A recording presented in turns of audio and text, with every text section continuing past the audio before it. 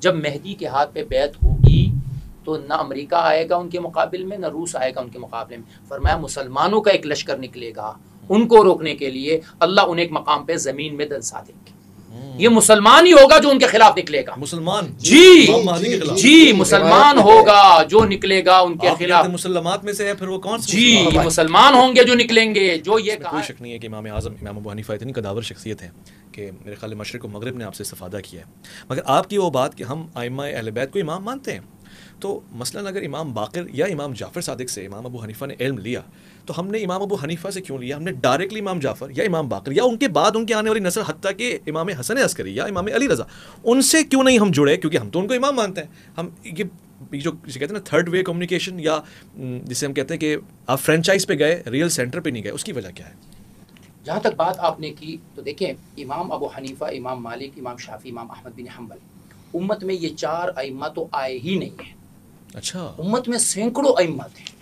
خود امام ابو حنیفہ رحم اللہ کے زمانے میں سفیان ثوری ایک شخصیت تھی، سفیان ابن عیینہ ایک شخصیت تھی، حسن بصری کی ایک شخصیت گزری تھی. شخصیات گزری ہے اور ان شخصیات سے بہت سارے لوگوں نے استفادہ کیا اور وہ اپنے اوقات میں وہ ائمہ کے درجے کے لوگ تھے. پھر فقہ حنفی میں آپ دیکھیں گے، آپ کو ایک مزے کی بات میں بتاؤں کہ فقہ حنفی میں 2 بہت بڑی شخصیات مشہور ہوئی ہے، امام ابو یوسف، امام محمد. ان کے درجے کے 2 اور شخصیتیں تھیں، امام ظفر اور امام حسن بن زیاد، امام حسن بن زیاد. لیکن اچھا امام، اب ہمارے ہاں فقہ حنفی میں یہ بات کہی جاتی ہے کہ عبادات میں فتویٰ ہمارے ہاں امام ابو حنیفہ رحم اللہ کے قول پر ہوگا، جبکہ معاملات میں فتویٰ ہمارے ہاں صاحبین کے قول پر ہوگا، امام یوسف، امام محمد کے قول پر. تو بہت ساری شخصیات اپنی فقہ جو انہوں نے اپنے اساتذہ سے لی. اب ہماری جو سند ابو حنیفہ رحم اللہ کی ہے، ابو حنیفہ عن حماد عن ابراہیم نخعی عن اسود وعلقمہ عن ابن مسعود عن رسول اللہ صلی اللہ علیہ وسلم. یہ ہمارا سلسلہ ذہاب ہے، یہ سلسلہ ذہاب ہے. ٹھیک ہے، اب انہوں نے یہاں سے لیا، کچھ وہاں سے لیا، ہم استادی کو مانتے ہیں، کچھ وہاں سے لیا، اصل ہمارا جو سلسلہ ہے وہ یہاں سے ہے. تو اب امام ابو حنیفہ رحم اللہ کے جو شاگرد دنیا میں پھیلے، ایک بڑی وجہ جو کہی جاتی ہے کہ چونکہ ابو یوسف رحمہ اللہ ہارون رشید کے زمانے میں قاضی القضات بن گئے، وہ فقہ جو امام ابو حنیفہ سے انہوں نے لی تھی اس کو ایک بہت بڑی خلافت کی سپورٹ مل گئی. پھر ان کے شاگرد ساری دنیا میں پھیل گئے. جبکہ اہل بیت، اس پر ہمارا ایک پروگرام زارع صاحب کے ساتھ ہم نے کیا تھا کہ اہل بیت ہمیشہ مظلوم کیوں رہے ہیں. تو اہل بیت ہمیشہ سے مظلوم رہے ہیں. اہل بیت پر ہمیشہ سے ایک ایسی ایک پابندی رہی ہے کہ جس میں وہ بہت زیادہ پھلے پھول نہ سکے.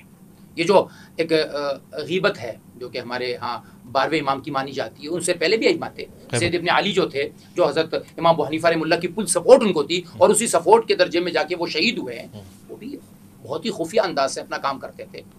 تو یہ ایک وجہ ہوئی ہے کہ وہ فقہ جو امام جعفر صادق رحمہ اللہ سے ہماری طرف آنی چاہیے تھی. یعنی اگر مجھے امام جعفر صادق رحمہ اللہ کی نسبت اور سند ملتی ہے تو کیا یہ میرے لیے سعادت نہیں ہے؟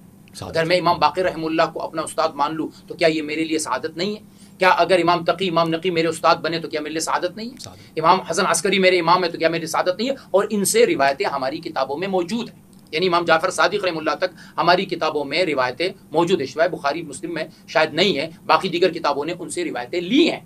لیکن فقہ کیوں نہیں؟ فقہ کے پیچھے ایک پوری وجوہات ہے، ایک سیاسی معاملات تھے جس کی وجہ سے امام ابو حنیفہ رحمہ اللہ نے جو فقہ اپنے اساتذہ سے لی وہ پوری دنیا میں منتشر ہوگی. امام شافعی رحمہ اللہ ان سے بعد میں آئے، ان کی بھی منتشر ہو گئی. امام احمد بن حنبل ان سے بعد میں آئے، ان کی بھی منتشر ہو گئی. تو اس انتشار کی وجہ یہ نہیں کہ صرف یہی 4 امام تھے، نہیں، سینکڑوں امام تھے، لیکن شاگرد ان کو ویسے نہ مل سکے، اتنے ان کی لوگوں کو پذیرائی نہ مل سکی جس کی وجہ سے یہ ساری دنیا میں ان کی فقہ اور ان کے ماننے والے پھیل گئے. بہت خوب، بہت خوب. میں آپ کی طرف آتا ہوں اور ظاہر ہے یہ سوال بھی سمجھنے کی کوشش کر رہا ہوں میں، میرے لیے بہت آسان ہوتا جا رہا ہے کیونکہ آپ ایک اہل حدیث عالم بھی ہیں. موضوع حدیث کی حیثیت کیا ہوتی ہے؟ آیا وہ عدم حدیث ہی نہیں ہوتی ہے سرے سے، یا وہ فضائل کے ابواب میں قابل قبول ہوتی ہے؟ اس کو ہم کس طرح سے سمجھیں گے؟ یعنی اس حدیث کو ہم سائڈ میں کر دیں گے کیونکہ موضوع ہے، یا اس کو ہم کوئی حیثیت اور ویلیو دیں گے؟ سب سے پہلے تو مفتی صاحب نے فرمایا کہ جو میں نے حدیث پڑھی ہے اس طرح کی کوئی حدیث کتب اہل سنت میں موجود نہیں ہے، اس کی وضاحت ضروری ہے. اور اس کے بعد ابھی انہوں نے اپنی گفتگو میں فرمایا ہے محترم نے کہ ہماری کتابوں میں اہل بیت علیہم السلام کی روایات موجود ہیں. ان 2 چیزوں کو میں آپس میں جوڑ کے اپنی بات کی وضاحت کرنا چاہتا ہوں. انہوں نے کہا ہے کہ کتب اہل سنت میں ایسی کوئی روایت نہیں ہے. میں نے یہ جو روایت پڑھی ہے یہ شیخ سلیمان قندوزی الحنفی ان کی کتاب ینابع المودع، اس کی عبارت میں بھی پڑھ دیتا ہوں. اس کے بعد اسے فرائض السنتین میں علامہ جوینی نے اسے ذکر کیا ہے، جو روایت میں نے پڑھی ہے کہ بقیہ جو امام ہیں وہ حضرت امام حسین علیہ السلام کی ان کی نسل سے ہیں، ان کی اولاد ہے۔ اب کیونکہ یہ خود انہوں نے اعتراف کر لیا ہے کہ اہل سنت کتب میں اہل بیت علیہم السلام کی روایات موجود ہیں، تو اب انہیں قبول بھی کرنا ہوگا کہ واقعتاً ہیں، اور میں انہیں پڑھنے جا رہا ہوں۔ علامہ جوانی نے امام باقر علیہ السلام کی سند سے نقل کیا ہے، امیر المؤمنین علیہ السلام فرما رہے ہیں قال رسول اللہ صلی اللہ علیہ وآلہ وسلم یا علی اکتب ما املی علیک، اے علی جو میں تمہیں املا کروا رہا ہوں آپ کو وہ لکھیے۔ قلت یا رسول اللہ صلی اللہ علیہ وسلم، تو آپ نے فرمایا اللہ کے پیغمبر مجھے خوف ہے کہ میں بھول جاؤں گا، تو آپ نے فرمایا نہیں آپ نہیں بھولیں گے، میں نے اللہ سے دعا کی ہے ان یجعلک حافظا، اللہ آپ کو دین الہی کو حفظ کرنے والا محفوظ رکھنے والا بنائے گا۔ اور آپ لکھیے کہ آپ کے بعد آپ کے شرکاء آپ کے آئمہ جو آنے والے ہیں آپ انہیں لکھیے۔ تو پھر آپ نے اشارہ فرمایا فاشار الی الحسن، جناب حسن علیہ السلام کی طرف اشارہ فرمایا، ثم قال ھذا ثانیہم، اور فرمایا کہ یہ دوسرے ہیں، اور پھر فرمایا واشار الی الحسین، جناب حسین کی طرف اشارہ فرمایا، ثم والائمۃ من ولدہ، اور پھر فرمایا کہ باقی آئمہ جناب حسین کی اولاد سے ہوں گے۔ اب رہی آپ کے سوال، اب مجھے ذہن سے نکل گیا کہ آپ نے کیا سوال کیا۔ یہ موضوع حدیث کی میں ایک اسٹینڈنگ پوزیشن سمجھنا چاہتا ہوں، اگر موضوع ہے فضائل میں، یہ تو اہل سنت کے ہاں اہل حدیث کے ہاں بھی ہے کہ فضائل میں جو حدیث ہے ضعیف حدیث ہے وہ چل جاتی ہے، لیکن موضوع حدیث کے بارے میں بالکل نہیں ہے کہ موضوع کو فضائل میں بھی قبول کیا جائے۔ میرے نزدیک میں جو سمجھتا ہوں، میرے نزدیک یہ ہے کہ فضائل میں بھی موضوع حدیث کو بھی قابل حجت نہیں سمجھا جاتا۔ موضوع ایسے حدیث وہی ہوتی ہے جو من گھڑت ہوتی ہے، جی من گھڑت ہو، لیکن وہ پھر بھی جھوٹی حدیث نہیں کہلاتے، موضوع حدیث کیوں کہلاتی ہے یہ میں سمجھنے کی کوشش کروں۔ نہیں ترتیب کے اعتبار سے وہ حدیث کی کتاب میں آتی ہے، لکھ دیتے ہیں آگے موضوع ہے۔ ان احادیث کو باقاعدہ طور پہ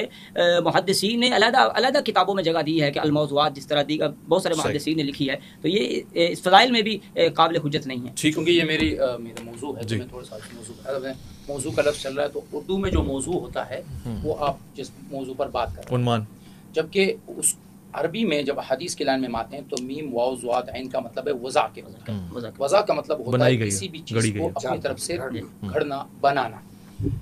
انہوں نے جن کتابوں کا حوالہ دیا یہ کتابیں ہمارے ہاں حدیث کی کتابیں نہیں ہیں، ٹھیک ہے، اور میں نے یہ بات عرض کی کہ اولاً یہ حدیث ہماری کتب حدیث میں نہیں ہے، اور اگر ہے بھی تو یہ موضوع ہے۔ اب حدیث کا وجود اس سے انکار نہیں ہے، روایت تو ہمارے ہاں اتنی ساری ہے، آپ کنز العمال کو اٹھا لیجئے، ہزاروں روایات موجود ہے، لیکن من گھڑت روایت اس میں بھی سینکڑوں ہزاروں۔ میرا انکار روایات کی موجودگی سے نہیں ہے، میرا اس روایت کا موضوع ہونے کا دعویٰ ہے، اور یہ دعوے پر میں آج بھی اپنی جگہ پر برقرار ہوں۔ موضوع روایت، ضعیف جداً روایت، یہ دو روایتیں کبھی بھی فضائل میں بھی نہیں چل سکتی۔ ضعیف جداً بھی نہیں، ضعیف چل سکتی، ضعیف تک آپ جو درجے ہیں وہ ہے صحیح، صحیح لغیرہ، حسن، حسن لغیرہ، ضعیف، یہ 5 درجے ہیں جو کہ آپ ان کو چلائیں گے۔ صحیح اور حسن ان دونوں سے، اور صحیح لغیری، ان سے آپ کسی حکم کا اخذ کر سکتے ہیں، حکم منتج کر سکتے ہیں، لیکن جب وہ حسن لغیری اور ضعیف ہو جائے تو فضائل میں بیان کر سکتے ہیں، اس سے کسی حکم کا ثبوت نہیں ہو سکتا۔ یعنی اگر ہم جس موضوع پہ بات کر رہے ہیں امام مہدی کے ثبوت کی روایتیں اگر ضعیف درجے کی ہوتی تو اتنا بڑا عقیدہ ہم نہیں بنا سکتے تھے اس کے اوپر، یعنی یہ صحیح درجے کی، یہ صحیح درجے کی، تواتر بھی ہو۔ جی، یہ عقیدہ جب بھی بنے گا جب کوئی ایک پوری امت ایک درجے پر، جیسے اب دجال کے آنے کی روایت ہے، بے شک آپ کی نظر میں یہ کیمرہ دجال ہے، آپ کی نظر میں امریکہ دجال ہے، لوگوں نے کسی چیز، لیکن ہم دجال کو ایک مشخص شخصیت مانتے ہیں، کیوں؟ ہمارے پاس صحیح روایات ہیں۔ لوگوں نے نزول عیسیٰ کا انکار کیا، ہم اس لیے انکار نہیں کر سکتے کہ ہمارے پاس صحیح روایات ہیں۔ تو صحیح روایت سے عقیدہ ثابت ہوتا ہے، ضعیف اور حسن لغیری سے عقیدہ ثابت نہیں ہوتا، اس سے فضائل ثابت ہو سکتے ہیں۔ صحیح۔ ضمن ایک سوال آ گیا، آپ نے خود ذکر کیا، تو مطلب جاوید احمد غامدی صاحب نے نزول عیسیٰ علیہ السلام کا انکار کیا، وہ وفات کے قائل ہیں، ان کے پاس صحیح احادیث نہیں موجود کیا؟ غامدی صاحب نے تو پہلی وحی کا غار ہیرا میں آنے کا بھی انکار کیا ہے۔ تو یہاں اہل تشیع کے علماء بھی موجود ہیں، اہل سنت کے بھی موجود ہیں، ہم سب کے نزدیک غار ہیرا کا واقعہ مسلمات میں سے ہے۔ ایسا ہے کہ ایک آدمی اس وقت انکار کر دے کہ جی یہ روشنی ہی نہیں ہے، ہم اندھیرے میں بیٹھے ہوئے ہیں، تو جب ایک آدمی اتنی بڑی بات کا انکار کر سکتا ہے اور اس کے لیے وہ عقلی گھوڑے دوڑا سکتا ہے، تو یہ اسی والی بات ہے کہ جیسے ایک مدعی نبوت سے دلیل مانگنا وہ فضول کام ہے، تو غامدی صاحب جیسے لوگوں سے کسی ایسی چیز کی دلیل مانگنا یہ بھی فضول بات ہے۔ اوکے، میں نے اس لیے خواتین و حضرات یہ سوال رکھا کیونکہ غامدی صاحب اس وقت یا ان کے نمائندے بھی کسی پروگرام میں ایسے بیٹھتے نہیں، تو پھر میں کہیں نہ کہیں تو اس کو کاؤنٹر کرنے کی کوشش کروں گا۔ علامہ صاحب، میں اس لیے بھی یہ بات جاننے کی کوشش کر رہا ہوں کہ ایک بڑے محقق ہیں غامدی صاحب، اور اخلاق کے حوالے سے بہت معروف چہرہ ہیں، وہ عدم سے ہی حضرت امام مہدی کے آنے کے قائل نہیں، عیسیٰ علیہ السلام کے آنے کے قائل نہیں ہے، تو کیا مدلل بات ہو سکتی ہے جو ایسے احباب کو قائل کر سکے کہ دیکھو یہ بات جو مسلمات میں سے ہے اس کو بھی تم نہیں مانتے، تو یہ وجہ ہے، اس وجہ سے مانو؟ ربانی صاحب بڑے سادگی کے ساتھ آپ بات کرتے ہیں۔ اس دنیا میں سیرے سے خدا کے منکرین ہیں یا نہیں؟ ہے، اور کوئی کم تعداد نہیں ہے، بڑی بڑی شخصیتیں ہیں.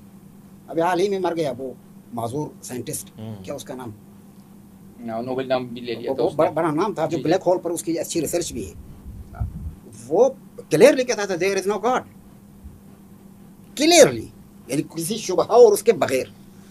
اور حضرت پیغمبر اکرم صلی اللہ علیہ وآلہ وسلم کی خاتمیت ہمارے لیے تو ایسا ہے جیسے روشنی، یعنی اس کے بعد کوئی پیغمبر نہیں آئے گا، جی. یہ آخری پیغمبر ہے. جی یہ مسلمات میں سے، یعنی کوئی شک و شبہ نہیں ہے. بے شک. بعض لوگ اس کو پیغمبر ہی نہیں مانتے سرے سے، یہ پیغمبر ہے ہی نہیں. اور جبھی تو یہودیت اپنی جگہ قائم ہے، مسیحیت اپنی جگہ قائم ہے. وہ اس کو پیغمبر مانتے تو پھر کہاں اپنے وہ یہودیت اپنی اس پہ قائم رہتی یا مسیحیت رہتی. تو اس کا مطلب آپ نے جس طرح سے ان کی تعریف کی غامدی صاحب کی کہ وہ ایسے ہیں ایسے ایسے، پھر انہوں نے ان حدیثوں کا کیسے انکار کیا، تو میں اس حوالے سے کہہ رہا ہوں یار، اس سے بڑے بڑے لوگ خدا کا انکار کر چکے ہیں، نبی کا انکار کر چکے ہیں، تو یہ حضرت امام مہدی کا انکار کرنے تو کیا تعجب کی بات ہے. آپ اس لیے حضرت مولا امیر المومنین علی بن ابی طالب علیہ افضل الصلوۃ والسلام کا ایک بہترین قول ہے. آپ کے سب اقوال بہترین ہیں، ایک کہنا درست نہیں ہے، سب اقوال بہترین ہیں. آپ نے فرمایا ہے کہ اعرف الحق تعرف اہلہ، ان الحق لا يعرف بوجوہ الرجال. آپ لوگوں کے چہرے دیکھ کے حق پہچاننے کی کوشش نہ کرو، خود حق کو پہچانو تو چہرے آپ کو نظر آ جائیں گے. بھائی کیا خوبصورت بات ہے. خود حق کو پہچانو. تو ہمارے پاس مسلم اور صحیح السند احادیث کے ذریعے سے، ان میں سے بلکہ تواتر کے درجے تک، یعنی حضرت امام مہدی کے حوالے سے جو حدیثیں ہیں وہ تواتر کے درجے تک ہیں. تو ان حدیثوں کے ذریعے سے جب امام مہدی کا آنا قطعی ہو چکا ہے، تو اب فلاں چہرہ اور فلاں چہرہ کوئی حیثیت نہیں رکھتے ہیں. کہ اعرف الحق تعرف اہلہ، آپ حق کو پہچانے تو اہل حق آپ کے سمجھ میں آئیں گے کہ کون اہل حق ہے اور کون اہل باطل ہے. کیونکہ آپ نے حق کو پہچانا، حق کی کسوٹی پر افراد کو پرکھنا شروع کیا، تو آپ کو لوگوں کے چہرے جو ہے وہ درست طریقے سے نمایاں ہو جائیں گے. لیکن اگر آپ پہلے سے ہی کچھ لوگوں کو مانیں گے معیار، تو پھر اس معیار کو ماننے کے بعد پھر بہت ساری باتوں میں آپ گمراہی کی طرف جائیں گے. اور ہمیشہ ایسا ہوتا رہا ہے. یہ کلی قاعدہ ہے کہ آپ یعنی معیار کو پہچانو، نہ افراد کو. افراد کے ذریعے سے معیار تک نہ پہنچو، بلکہ معیار کے ذریعے سے افراد تک پہنچو. بہت خوب. یہ منطق میں کہتے ہیں کہ قیاس، وہ قیاس فقہ میں والا قیاس نہیں، منطق والا، جو اب صغرا اور کبرا کو جوڑ کے جو نتیجہ لے لیتے ہیں، ٹھیک ہے، تو وہ قیاس آپ کے ہاتھ میں ہونا چاہیے. صغرا اور کبرا کے ذریعے سے جس نتیجے تک آپ پہنچتے ہیں وہ نتیجہ ہاتھ میں آ جائے تو باقی چیزیں اسی کے حساب سے آپ دیکھیں گے اس کو. تو اس طرح سے ہمارے پاس جب مسلم حدیثیں موجود ہیں، اور وہ یعنی کیا کہتے ہیں، مشکوک یا مرداد یا موضوع تو دور کی بات، مشکوک بھی نہیں ہے، مسلم ہیں اور تواتر کی حد تک ہیں، تو ان حدیثوں کے ہوتے ہوئے فلاں اور یہ چہرہ اور وہ چہرہ کوئی حیثیت نہیں رکھتے. میں علامہ صاحب کی بات کو تھوڑا آگے بڑھاتے ہیں. قرآن خود کہتا ہے کہ جو یہود و نصارہ تھے نا، یعرفونہ کما یعرفون ابناءہم، یہ نبی علیہ الصلوۃ والسلام کو ایسے پہچانتے تھے جیسے یہ اپنے بچوں کو پہچانتے، بیٹوں کو. بالکل. لیکن اس کے باوجود انکار تھے. اور ایک حدیث بخاری میں ہے کہ دو یہودی جو ہے وہ چل رہے تھے، تو ایک نے کہا تعال معی الی ھذا النبی، او کما روایت میں کہ آؤ اس نبی کے پاس چلتے ہیں. تو دوسرے نے کہا نبی مت کہو ورنہ اس کی تو سینگیں ہو جائیں گی، یہ تو بڑا ہو جائے گا. یعنی جانتے تھے کہ نبی ہے. تو میں بھی یہ دعویٰ کرتا ہوں آج، غامدی کو پتہ ہے کہ یہ حدیث سب صحیح ہے. اچھا. غامدی کو پتہ ہے کہ یہ سب چیزیں حق ہے، لیکن اگر آپ ان چیزوں کا انکار نہیں کریں گے تو آپ ویس ربانی کیسے بنیں گے؟ اگر آپ میں اور مولانا نہیں لگائیں گے تو آپ ویس ربانی کیسے بنیں گے؟ تو وہ غامدی صاحب نے اپنے آپ کو ایک الگ کرنے کے لیے کہ جی میں بھی کوئی ہوں، مجھے بھی دیکھو، میں بھی مسلمات کا منکر ہوں، میں اور آپ اس کے لہجے کی مٹھاس سے مار کھا گئے. میں بھی اکثر دوستوں سے کہتا ہوں کاش یہ غامدی صاحب والا لہجہ ہمیں بھی مل جائے. ہم ذرا جذباتی ہیں، پٹھان ہیں، تو لہجہ ہمارا اوپر چلا جاتا ہے. ہم ذرا دھیما دھیما بولیں تو ویس ربانی صاحب بھی ہمارے بارے میں کہیں بڑے خوش اخلاق ہیں، بڑے ایسے ہیں. نہیں، اخلاق وہ ہے جو محمد صلی اللہ علیہ وسلم سکھا کر گئے ہیں. اور آپ کے اخلاق کی سب سے بڑی اتباع کیا ہے؟ حضرت عمر کے بارے میں کیا کہا جاتا ہے؟ کھانا بڑی آواز والے تھے. آواز کیا تھی؟ بڑی تھی، لیکن اخلاق میں اللہ کے نبی کے سامنے جھکے ہوئے ہوتے تھے. تو جو آدمی زور سے بول رہا ہے لیکن وہ محمد صلی اللہ علیہ وسلم کی مکمل اتباع میں چل رہا ہے، یہ اخلاق والا ہے. جو آدمی دھیما بول رہا ہے، میٹھا بول رہا ہے، لیکن اس نے مسلمات کا انکار کر دیا، اب یہ آدمی، اس کے اخلاق ہمارے لیے ٹھکے برابر نہیں. اچھا، بہترین. میں آخری 1 منٹ اس پروگرام کے حوالے سے رائے لینا چاہتا ہوں، اور یہ بہت سے دھڑکتے ہوئے دلوں کی خواہش ہوگی کہ سوال پوچھا جائے ایک عالم سے، کیونکہ وہ ایک نادان سوچ اور ایک عام سوچ. کیا علامہ صاحب آنے والے دور میں حضرت امام مہدی کی آمد ظہور قریب دیکھ رہے ہیں یا دور دیکھ رہے ہیں؟ جس طرح کا ماحول نظر آ رہا ہے کہ لوگ اہل بیت علیہم السلام کو بہت جلد پہچان رہے ہیں، ان کی افضلیت کو، ان کے مقام کو، ان کے مرتبے کو، تو بڑی بات تو نہیں کرتا، نہ میں بڑا ہوں نہ بڑی بات کرتا ہوں، لیکن یہ آثار ہیں کہ اب وہ وقت قریب ہے کہ جب ہر طرف یہ بات کھل کر لوگوں کے سامنے آئے گی کہ لوگوں سے کیا چھپا رہا ہے، کیا چھپا کے رکھا گیا ہے، اب لوگوں کے سامنے اللہ کے فضل و کرم سے آنے والا ہے۔ اور یہ واحد شخصیت ہیں امام مہدی علیہ السلام کہ جس شخصیت پر تمام امت مسلمہ جمع ہے۔ اختلافات جیسے علماء نے بات کی، اختلاف اپنی جگہ پہ، کوئی غیبت کہتا ہے، کوئی یہ ساری چیزیں اپنی جگہ، کچھ کہتے ہیں ولادت ہو گئی ہے، کچھ لیکن اس بات پہ تمام لوگوں کا اتحاد ہے۔ یہ اس سے بڑی اور فضیلت ایک شخص کی کیا ہو سکتی ہے کہ پوری دنیا کوشش کر رہی ہے کہ کہیں علماء کوشش کر رہے ہیں، آپ جیسے محنت کر رہے ہیں، کوشش کر رہے ہیں عظیم لوگ کہ امت کو ایک جگہ پہ جمع کیا جائے، لیکن ایک واحد شخصیت ہے کہ جس شخصیت پر امت پوری کائنات کے مسلمان جو یہ تمام ممالک ایک ہی شخص پر جمع ہوں گے، تو اس سے بڑی کیا فضیلت ہوگی۔ اور انشاءاللہ وقت قریب ہے اللہ کے فضل و کرم سے، جس طرح لوگوں میں روشن خیالی ہے، لوگوں میں سمجھ آ رہی ہے، لوگ جان رہے ہیں کہ نبی کے بیٹے کون سے ہیں، نبی کی اولاد کا مقام کیا ہے، مرتبہ کیا ہے۔ تو آپ کے اس سوال کا جواب میرے ہاتھ یہ ہے کہ انشاءاللہ جلد اللہ وہ وقت لے کے آئے گا۔ جلد۔ علامہ صاحب، بدلتی ہوئی زمانے کی تبدیلیاں، جنگیں، حالات کی کشیدگیاں، طوفان، قحط اور ظالم اور جابر حکمرانوں کا ظلم اور جبر، اس کو دیکھ کے کیا لگ رہا ہے کہ آنے والے چند سالوں میں حضرت امام مہدی کا ظہور ہو جائے گا؟ دیکھیں ربانی صاحب، میں ایک چیز کو کافی عرصے سے آبزرو کر رہا ہوں، آپ بھی کر رہے ہیں، آپ سب دیکھ رہے ہیں۔ کیپٹلزم، اس کے اندر بہت ساری برائیاں ہیں، اور ان برائیوں میں سے ایک بہت بڑی برائی یہ ہے کہ سرمایہ چند لوگوں کے پاس، چند خاندانوں کے پاس جمع ہو جاتا ہے۔ کیپٹلزم کا سسٹم ہی ایسا ہے، باقی اکثریت محروم ہے۔ جی، ٹھیک ہے۔ اسی برائی کو مد نظر رکھ کر، اسی کے بنا پر سوشلزم نے جنم لیا۔ صحیح۔ اور سوشلزم اس لیے جنم چکا تھا کہ کیپٹلزم میں جو برائی ہے وہ ختم ہو جائے گی، اور سرمایہ کا کوئی خاص فیملی، کوئی خاص پارٹی مالک نہ ہو، بلکہ حکومت مالک ہو۔ ٹھیک ہے، حکومت کے پاس ہونی چاہیے سرمایہ، اور باقی لوگ مالک ہی نہ ہو۔ صحیح۔ حکومت ان کی ضرورتوں کو پوری کرے، اور لوگ، سرمایہ جو ہے وہ حکومت کے پاس ہی ہوگا، اور لوگ اس کے لیے کام کریں، بس۔ یہ نظریہ تھا۔ اس نظریے کے مطابق کچھ لوگوں نے تلاش کیا، کوشش کی، رشیا وجود میں آیا، چائنا وجود میں آیا، اور پتہ بہت سارے ملکوں میں یہ سوشلسٹ نظام نافذ ہوا، لیکن خود سوشلزم کے اندر کئی بیماریاں تھیں، کئی کمزوریاں تھیں، جس کے بنا پر وہ فلاپ ہو گیا۔ ٹھیک ہے، وہ بھی ٹوٹ گیا، لیکن اس کے ٹوٹنے کے بعد کیپٹلزم یک کتاز بن گیا، اکیلا بن گیا میدان میں، اور اس نے سوچا کہ اب پوری دنیا پر میری حکومت ہوگی۔ گلوبل ولیج کا تصور اس نے پیش کیا کہ جناب پوری دنیا جو ہے وہ ایک اس کی طرف سے ہماری حکومت ہوگی پوری دنیا پر۔ جس نظریے کے مطابق وہ کام کر رہے ہیں اور چل رہے ہیں، لیکن آثار بتا رہے ہیں کہ کیپٹلزم کے اندر بھی دراڑیں پڑ چکی ہیں، اور کیپٹلزم بھی ٹوٹنے والا ہے انشاءاللہ۔ سوشلزم تو ٹوٹ چکا ہے، کیپٹلزم بھی ٹوٹ جائے گا، تو اس کی جگہ کون سا نظام ایسا ہے کہ جو اس کی جگہ لے لے گا؟ وہ کون سا؟ اس نظام کے لیے حضرت امام مہدی کی ضرورت ہے۔ وہ نظام وہی نظام اسلام ہے، نظام حضرت پیغمبر اکرم صلی اللہ علیہ وآلہ وسلم ہے، جو انسانوں کی تمام ضرورتوں کو پوری کرنے والا نظام ہے۔ اس پر کبھی عملاً، یعنی انسانوں پر، یعنی کرۂ ارض پر نافذ نہیں ہوا نا وہ کبھی۔ وہ نظام جو پیغمبر لے کے آئے تھے وہ عملاً نافذ نہیں ہوا۔ انشاءاللہ حضرت امام مہدی اسے پوری کرۂ ارض کے اوپر نافذ کریں گے۔ قرآن مجید میں ایک آیت ہے، وَلَقَدْ كَتَبْنَا فِي الزَّبُورِ مِن بَعْدِ الذِّكْرِ أَنَّ الْأَرْضَ يَرِثُهَا عِبَادِيَ الصَّالِحُونَ، یعنی الارض، غالباً الف لام استغراق کے لیے، یعنی تمام ارض کے اوپر عباد صالح، یعنی عباد صالح کی حکومت ہوگی، عباد صالح کی وراثت میں پورا ارض چلا جائے گا۔ تو اس بنا پر حضرت امام مہدی جب ظہور فرمائیں گے تو یقیناً اس نظام کو نافذ کریں گے، لیکن اس کے ظہور کے لیے تلاش اور جد و جہد کرنا ہم سب کی ذمہ داری ہے، ہم سب کا فریضہ ہے کہ ہم اس نظام کی احیاء کے لیے تلاش کریں۔ مفتی عبدالباقی اخوندزادہ صاحب، آپ کتنا قریب اور کتنا دور دیکھ رہے ہیں؟ اگر میں کہوں کہ کیا یہ وقت ہے کہ حضرت امام تشریف لائیں؟ قیاس کی بات ابھی علامہ صاحب نے کی ہے، تو منطقی قیاس میں یہ ہوتا ہے کہ ایک صغرا ہوتی ہے، ایک کبرا ہوتی ہے، اس میں سے حد اوسط کو نکالا جاتا ہے۔ وہ حد اوسط جب نکلتی ہے تو خود بخود نتیجہ جو ہے نا وہ آپ کے سامنے آ جاتا ہے۔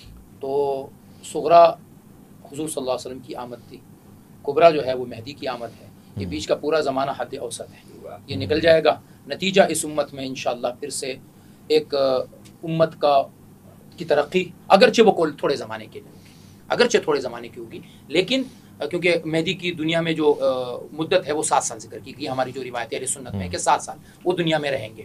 اور یصلح اللہ فی لیلۃ واحد، ایک روایت میں ہے کہ اللہ انہیں ایک رات میں اس قابل بنا دیں گے. اب اس کا کیا مطلب ہے اللہ بہتر سمجھتا ہے.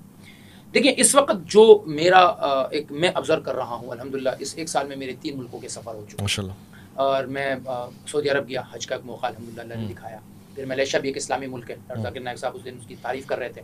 پھر اللہ رضت نے عراق کی بھی سفر کروا دیا، وہاں اربعین میں بھی جانا ہوا، وہاں بھی لوگوں سے ملے. ویسے بھی بہت سارے الحمدللہ ملکوں میں جانا ہوا ہے.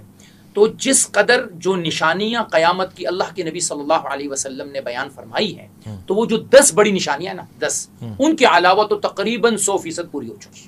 اچھا، جی تقریباً پوری ہو تقریباً پوری ہو چکی. یا اللہ، کوئی ایک ایسی نشانی جو آپ کسی روایت صحیحہ میں نکالیں اور آپ کہیں کہ جی نہیں یہ ابھی تک مکمل نہیں ہوئی، اچھا جی مکمل ہو چکی ہے. یعنی میں کہہ سکتا ہوں کہ اب بس آنے والا وقت اب کب آئیں گے یہ تو وہ آپ کے تیجانی صاحب آپ کو بتا دیں گے کہ بھائی وہ 70 سال میں آ رہی ہے اور وہ 35 سال رہے گی، اور وہ تیجانی صاحب اور آپ مس کا کر رہے ہیں موضوع آپ ان کو. ہے. جی معین نہیں کیا ہے، ان کا معین ہے، معین ان کا بھی معین ہے بھارت. لیکن جو نشانیاں ہیں وہ موجود ہے. لیکن اس وقت جو ضرورت ہے، جو میں ضرورت اس وقت کیا ہے، تو علامہ صاحب نے بات فرمائی، ضرورت اس بات کی ہے کہ امت مسلمہ کا آج ایک ہونا اس کے لیے اتنا ضروری ہے جیسے ہمارے ہر ایک کے دل میں اشہد ان لا الہ الا اللہ و اشہد ان محمد عبدہ و رسول اللہ کا ہونا ضروری ہے. اگر امت ایک نہیں ہوگی، اگر امت ایک نہیں ہوگی تو حضور صلی اللہ علیہ وسلم نے فرمایا یہ تمہیں ایسے کھائیں گے جیسے بھوکے کاسے پر ہاتھ مار کے ان کو کھایا. تو کسی نے عرض کیا رسول اللہ امن قلتنا، کیا ہم تھوڑے ہوں گے؟ فرمایا نہیں، تمہاری کثرت ہوگی. فرمایا تمہاری حیثیت ایسی ہوگی جیسے سمندر کی جھاگ کی. آپ نے شاید سمندر کا جھاگ نہیں، میں نے افریقہ میں دیکھا ہے، یہ بڑا بڑا جھاگ آدمی رہے پہاڑ ہے، لیکن آپ اس میں انگلی ڈالیں گے وہ آپ کے سامنے کچھ بھی نہیں. آج ہماری حیثیت 53 ممالک، دنیا کا سارا تیل ہمارے پاس، دنیا کی ساری دولت ہمارے پاس، سب سے زیادہ افرادی قوت ہمارے پاس، لیکن ہم کیا ہے؟ کچھ بھی حیثیت ہماری نہیں ہے. ہم ایک ویٹو بھی نہیں کر سکتے. اس اتفاق کی ضرورت ہے. امت متفق ہوگی، انشاءاللہ مہدی آئیں گے. اور ایک میں بات آخری کرتے جاؤں، جب مہدی کے ہاتھ پہ بیعت ہوگی تو نہ امریکہ آئے گا ان کے مقابل میں، نہ روس آئے گا ان کے مقابلے میں. فرمایا مسلمانوں کا ایک لشکر نکلے گا ان کو روکنے کے لیے. اللہ انہیں ایک مقام پہ زمین میں دنسا دیں گے. یہ مسلمان ہی ہوگا جو ان کے خلاف نکلے گا. مسلمان، جی مسلمان ہوگا جو نکلے گا ان کے خلاف. مسلمات میں سے ہے پھر وہ کون سے؟ جی مسلمان ہوں گے جو نکلیں گے. جو یہ کہا ہوگا کیا کہ میڈیا کو یہ مشہور کر دے گا یہ بھی جھوٹا مہدی ہے، یہ بھی جھوٹا مہدی ہے، جبکہ وہ سچا مہدی ہوگا. اللہ ہمیں ان کے اتباع کرنے کی توفیق عطا فرمائے. آمین. بہت اچھے. آج کے پروگرام بہت سارے معنوں میں بہت کمال رہا، اور میں شکر گزار ہوں مولانا مزمل اعجاز الحسینی کا، علامہ عباس وزیری کا، مفتی عبدالباقی